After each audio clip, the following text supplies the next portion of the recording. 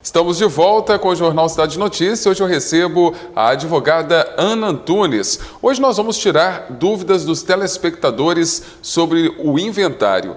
Doutora Ana, seja muito bem-vinda. Muito obrigada, Fábio. É um prazer recebê-la e hoje nós vamos tirar as dúvidas que foram enviadas pelos telespectadores com relação ao inventário. Nós que começamos esse assunto há 15 dias atrás, surgiram essas dúvidas e hoje é dia de esclarecê-las. Para a gente começar, uma telespectadora mandou o seguinte: meu pai faleceu e não fizemos o inventário. E meu irmão mora na casa que era dele e não quer abrir o inventário. O que ela deve fazer, doutora Ana?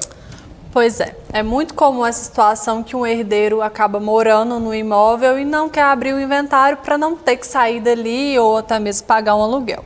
O mais aconselhável é que você abra esse inventário, porque se você continuar deixando o seu irmão morar lá sem pagar um aluguel, futuramente ele pode entrar com uma ação de uso capião. Sim. Ou seja, ele vai requerer a propriedade do imóvel só para ele e os demais herdeiros vão ficar sem herança.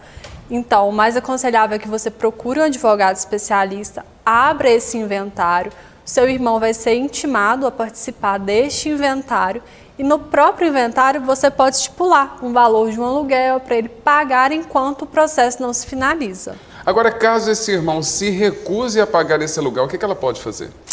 Bom, se recusar a pagar o aluguel, a gente tem que entrar com uma ação para, infelizmente, retirar ele do imóvel. Por quê?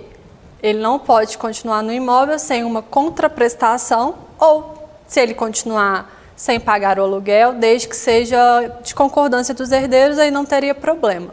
De toda forma, terá que ser feita essa ação. Agora, doutora Ana, outra dúvida que chegou depois do nosso bate-papo daquela última entrevista é convívio em união estável. Adquirimos um bem em conjunto, como que vai ficar essa herança? Eles não são casados, tem união estável, mas tem o mesmo valor, não é isso? Sim, a união estável tem o mesmo valor do que um casamento, os mesmos direitos de um companheiro. Então, neste caso, né, da união estável, ela entra no inventário como se casada fosse e vai receber o seu quinhão normalmente. Aconteceu, Fábio, tem uma situação muito curiosa no escritório. É o seguinte, essa pessoa convivia em união estável por mais de 20 anos com o companheiro, inclusive eles têm um filho juntos. Certo. Mas o companheiro também tem outros filhos de outra relação anterior, que ele era divorciado. Confiando nesses herdeiros, ela deixou que eles abrissem o inventário e comandassem o inventário sozinhos.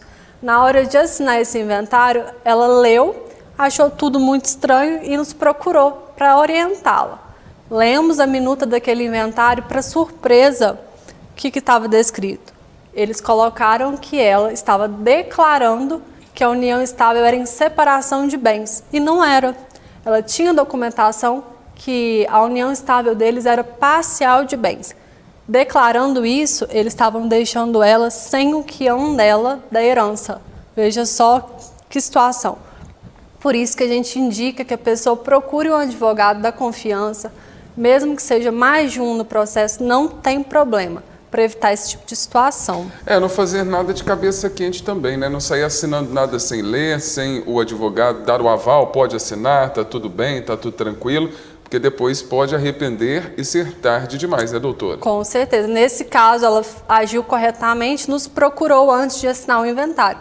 Mas quantas pessoas passam por isso e acabam assinando e sem saber o que estão assinando, né? Agora, doutora Ana, é possível a venda de um bem que está dentro do inventário? Sim, Fábio. É uma prática muito comum para aquelas pessoas que não têm como arcar com as despesas do inventário, né? Você vende o imóvel e aquele valor da venda acaba por conseguir pagar as despesas do inventário. O que acontece? É feita uma escritura de cessão de direitos hereditários, onde o comprador ele vai entrar no inventário e ao invés daquele imóvel ser partilhado entre os herdeiros, já vai direto para a pessoa que comprou. Então é muito mais fácil, muito mais rápido, tanto para o comprador quanto para os herdeiros. Agora, mais uma dúvida aqui de telespectador. O pai dessa pessoa faleceu antes da avó. E agora ela veio a falecer também. Tem o direito na herança da minha avó ou não? Sim.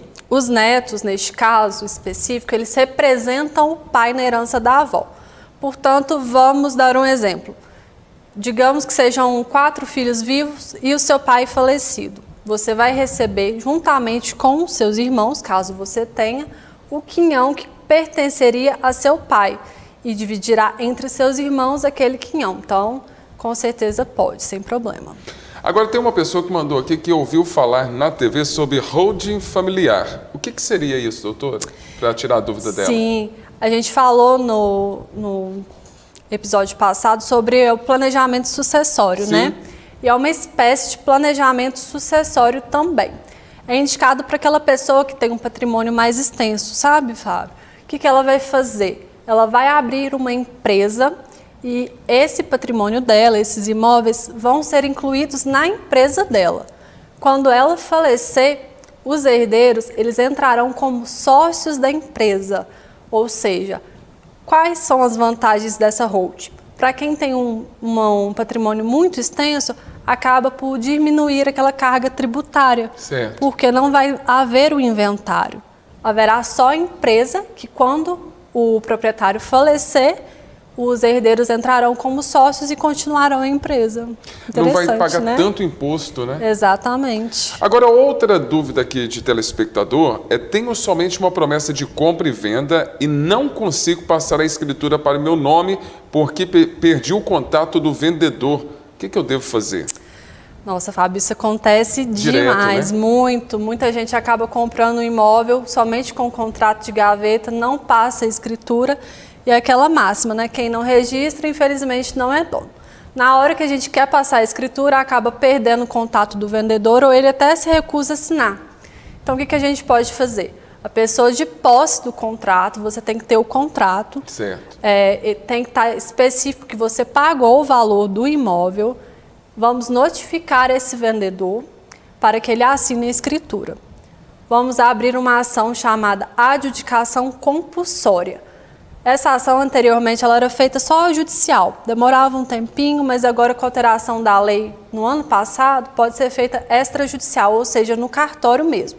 Mas tem que ter o acompanhamento de um advogado, certo? Para não ser pego de surpresa, né? Tem algumas pegadinhas ali que acontecem, como a gente mencionou anteriormente, Sim. que a pessoa pode colocar tudo a perder, né, doutor? Com certeza. Depois de notificar, abrir essa ação, o cartório vai adjudicar aquele bem para a pessoa, mas ela ainda tem que pagar o imposto de transmissão. Mas é um procedimento muito mais rápido, muito mais fácil do que, por exemplo, uma usucapião. Então, você tem que ter o contrato, tem que pagar o ITBI e o vendedor tem que ser notificado.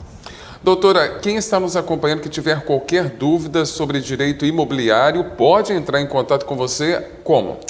Bom, Fábio, a gente pode entrar em contato comigo pelo telefone, é o 37999441975, ou pelo Instagram, né, ana.rabelo.adv.